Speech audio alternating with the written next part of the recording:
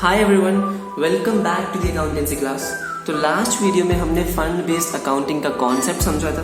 तो इस वीडियो में हम उसके कुछ एग्जांपल्स करेंगे, ठीक है, कुछ और कॉन्सेप्ट समझेंगे। तो स्टार्ट करते हैं। फर्स्ट एग्जांपल में आपको दे रखा है मैच फंड एज ऑन 1 अप्रैल 2019।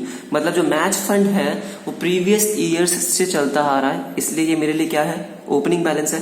तो जो भी मुझे फंड रिसीव होता है, जैसे हमने लास्ट वीडियो में देखा था, कहाँ पे जाएगा, लायबिलिटी साइड पे।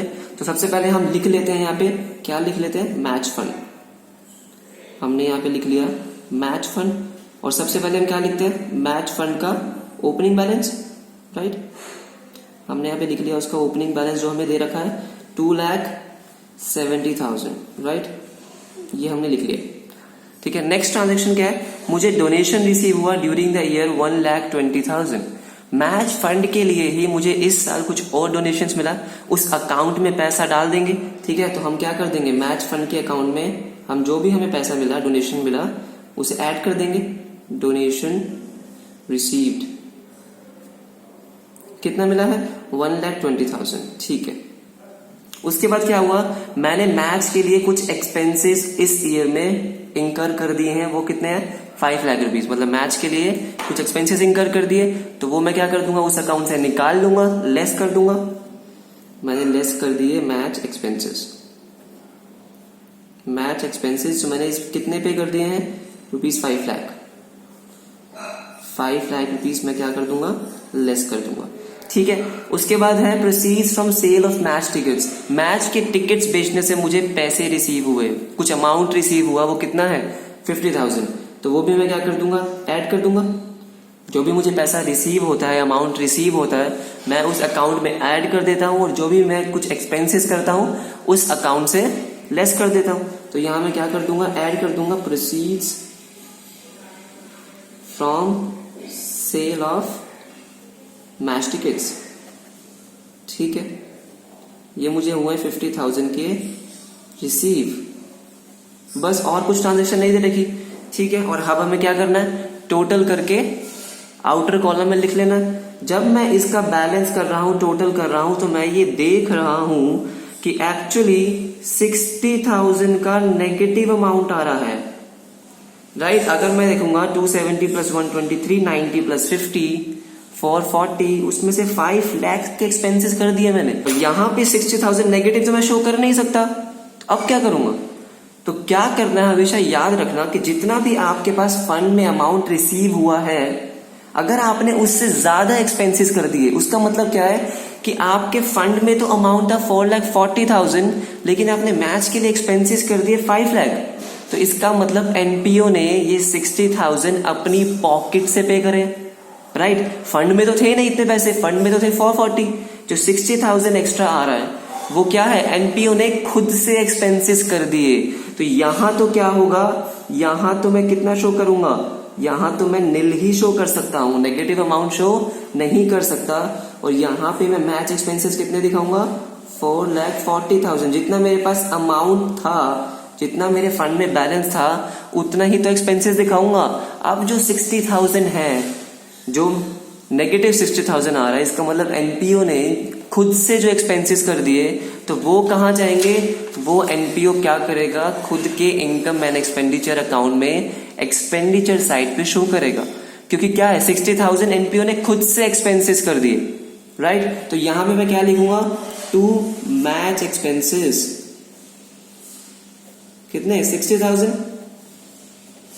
तो मैंने यहां पे क्या किया है, मैंने यहां पे किया है कि मेरे पास जो भी फंड में पैसे होते हैं, ठीक है, जो भी मेरे पास फंड में अमाउंट होता है वो मैं ऐड कर दिया, ठीक है। उसके बाद मैं देख रहा हूं कि मेरे फंड में जो अमाउंट आ रहा है, जो अकाउंट में मेरे अमाउंट है, वो है 4,40,000, लेकिन एक्सपेंसेस कितने कर दिए, 5 लाख के। तो ये इसका मतलब क्या है कि जो 60,000 है वो एनपीओ ने खुद से एक्सपेंसेस करे हैं। मैं लायबिलिटी साइड पे इसको नेगेटिव अमाउंट शो नहीं कर सकता। तो जो भी एक्सेस अमाउंट आएगा वो मैं कहां शो करूंगा, एनपीओ के इनकम एंड एक्सपेंडिचर साइड पे, राइट। समझ में आया, ठीक है। नेक्स्ट एग्जांपल देखते हैं। अब हम सेकंड एग्जांपल पे आते हैं। सेकंड एग्जांपल में आपको क्या दे रखा है, आपको दे रखा है बिल्डिंग फंड, ठीक है। तो आपको कुछ फंड रिसीव हुआ था बिल्डिंग कंस्ट्रक्ट करने के लिए, उसका आपको दे रखा है ओपनिंग बैलेंस। ओपनिंग बैलेंस का मतलब क्या है कि प्रीवियस ईयर से चलता आ रहा है, उस फंड में अभी भी आपके 10 लाख रुपीस पड़े हैं, ठीक है, रखे हुए हैं। तो यहां पे मैं सबसे पहले क्या लिख दूंगा, यहां पे मैं सबसे पहले लिख दूंगा बिल्डिंग फंड। यहां पे मैंने बिल्डिंग फंड लिखा और उसका ओपनिंग बैलेंस, राइट, मैंने ओपनिंग बैलेंस लिख दिया जो मुझे दे रखा है। कितना दे रखा है, ये मुझे दे रखा है रुपीज 10 लाख, ओपनिंग बैलेंस मैंने लिख दिया। उसके बाद है कि आपको इसी फंड में डोनेशन रिसीव हुई है, donation receive during the year rupees 2 lakh. जो भी मुझे अमाउंट रिसीव होता है मैं उस फंड में डाल देता हूं। तो मैं क्या कर दूंगा, ऐड कर दूंगा डोनेशन रिसीव्ड। मुझे डोनेशन रिसीव हो गई कितनी, 2 लाख की, मैंने ऐड कर दी। ओके, अब नेक्स्ट पॉइंट जो है ये बहुत इंपॉर्टेंट पॉइंट है, इसको ध्यान से समझेंगे। Amount spend on constructing a building. Amount जो आपने बिल्डिंग कंस्ट्रक्ट करने के लिए स्पेंड कर दिया है, खर्च कर दिया है, वो कितना है, रुपीज 8 लाख। 8 लाख रुपीज की ऑलरेडी आप बिल्डिंग बना चुके हो। तो आपको एक चीज हमेशा याद रखनी है कि जो भी आपको फंड दे रखा हो, अगर आप उस फंड से कोई कैपिटल एक्सपेंडिचर करते हो, अगर मैंने बिल्डिंग के लिए कुछ अमाउंट स्पेंड करी है, मेरे लिए क्या है, कैपिटल एक्सपेंडिचर है, राइट। तो जब मैं कोई कैपिटल एक्सपेंडिचर करता हूं तो उससे मेरा क्या क्रिएट हो जाता है, एसेट। 8 लाख रुपीज की अगर मैंने बिल्डिंग कंस्ट्रक्ट कर दी है तो कुछ ना कुछ बिल्डिंग बन गई होगी। वो बिल्डिंग जो ऑलरेडी कंस्ट्रक्ट हो गई है, पूरी कंस्ट्रक्ट तो नहीं हुई है, वर्क इन प्रोग्रेस है, आधी अधूरी जो भी है तो मेरे लिए एसेट ही ना। तो 8 लाख रुपीज का एक तो क्या हो जाएगा, मेरे लिए एसेट क्रिएट हो जाएगा। तो फंड से जो भी कैपिटल एक्सपेंडिचर होगा, अभी हमने लास्ट एग्जांपल में जो मैच फंड किया था उसमें थे सारे के सारे रेवेन्यू एक्सपेंसेस किए, खत्म, बस कुछ नहीं हुआ, आपको कोई एसेट क्रिएट नहीं हुआ। लेकिन जब आप बिल्डिंग कंस्ट्रक्ट कर रहे हो तो उससे कोई एसेट क्रिएट होगा, जो बिल्डिंग है वो आपके लिए एसेट है।